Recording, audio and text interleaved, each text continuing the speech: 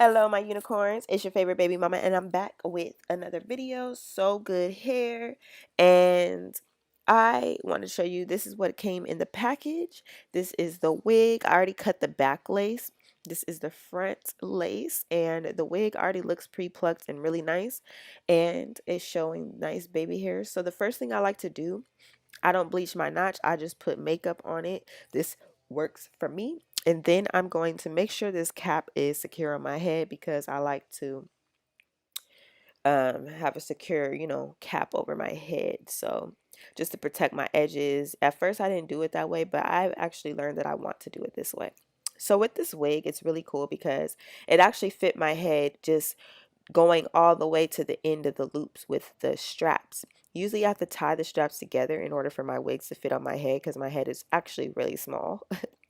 So I was happy that this wig had this option, and when I did do it, well, not that it had the option, but the fact that I could just tighten it so tight, pulling it to the other rim. Like usually when I pull it to the other side, it's still not tight enough. So I have to, like I said, tie them together. So this wig fit tight and perfectly on my head. I got the smallest wig cap, by the way. Now I am sizing it from ear to ear. That makeup is going to disappear once I put the mousse, like I'm doing now, on my hair.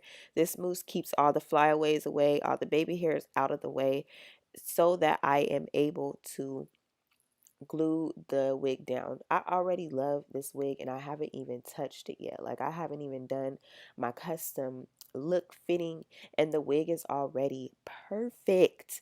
I love the density of the wig. I love how it's not too full. Like wigs are usually too freaking full, but this one is just freaking perfect.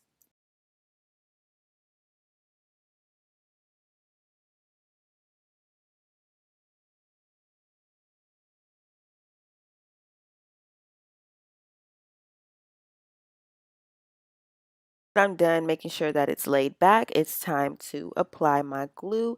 And as you can see, I'm happy I have this cap on because I'm going to spread the glue on my head and it's going to touch the cap. I did get some glue on my tattoo, but I ended up taking that off because I didn't want my wig to lay on top of my tattoo. At first I didn't mind, but I actually decided to cut the lace to where it don't lay on the tattoo because I don't really want it to be that way. I don't show that in the video, that change, but yeah, like I said, I'm spreading the glue and it's hitting the cap. This is perfect. It's hitting the cap and not my hair. Bless you, baby. So yeah.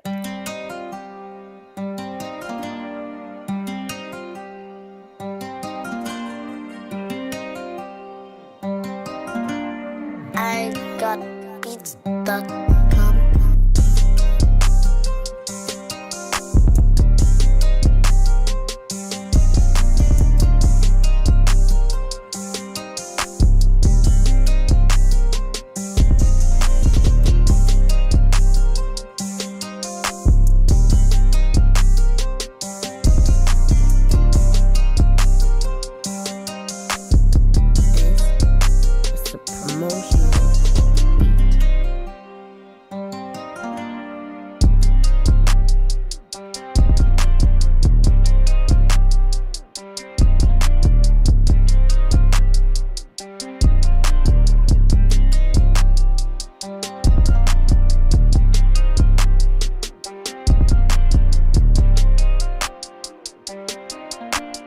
Purchase this beat.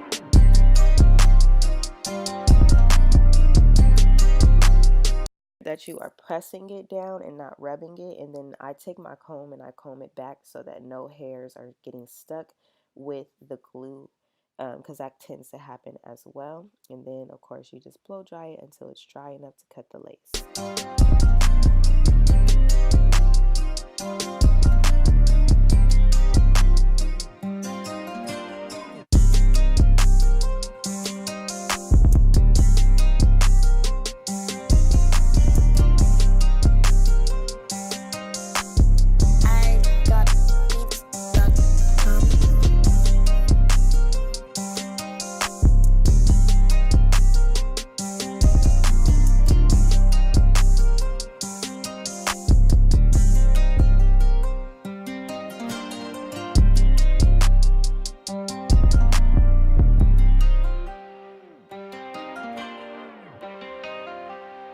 easy to slip my lace in 1, 2, and 3 because it's more neater to cut the lace in 1, 2, and 3.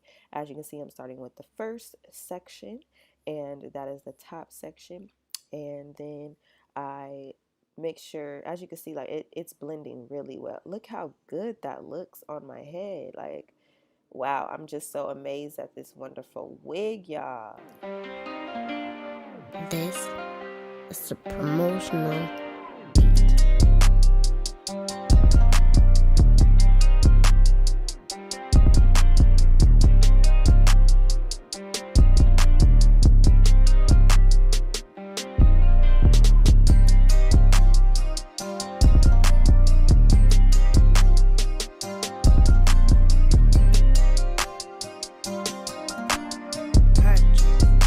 This beat.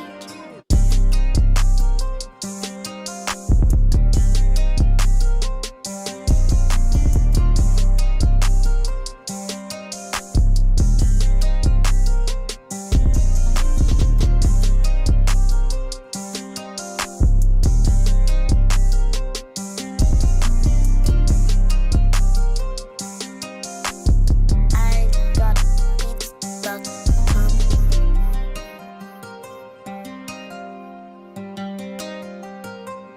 Time for me to do my part, create a part actually. And the way I created this part is, as you can see, I had to keep really parting it as well as I can because it was kind of hard to do that. But yeah, laying it down, to lay it down, you want to take, sorry you guys, I just had like a brain fart, my bad. But anyways, you're going to take mousse once you get your part in handy, and take that mousse and lay it there so that it's easy to lay down that middle part. And then what I'm going to do is I'm going to start plucking this part of the hair because I want it to lay as flat as possible, and plucking it helps and plucking works. So that's what I'm doing right now, is plucking this part all out. And then I'm not the best plucker. I mean, I do the best that I can, you know, when it comes to plucking. So I'm not going to say I'm a pro, but I definitely do the best that I can. And plucking this middle part took me a minute, as you can see, because it just kept like getting in the way and all that. And the only time this wig shed was during the plucking part. And I didn't really, like I said, have to pluck this wig too much. It was just the middle part because I wanted my middle part to look a certain way.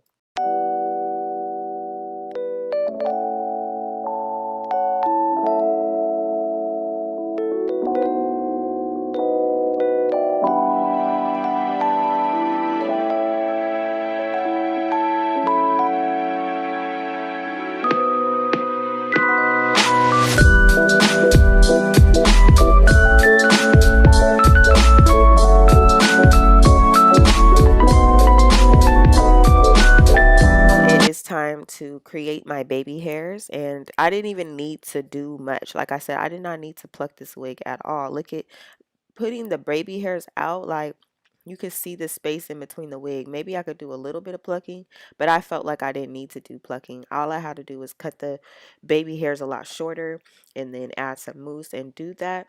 I didn't want to do too much baby hairs on this. The mousse ended up like going soft because, like I said, it's only a number 3 hold, so it keeps it in a certain place, and then it ends up drying like softly, so it's not super hard, and when it dries it lays in a perfect placement. Like, hard to explain. If you know what I'm talking about, then you do. So basically on both sides I cut my baby hairs, and then this is the completed look. This wig is actually really cute.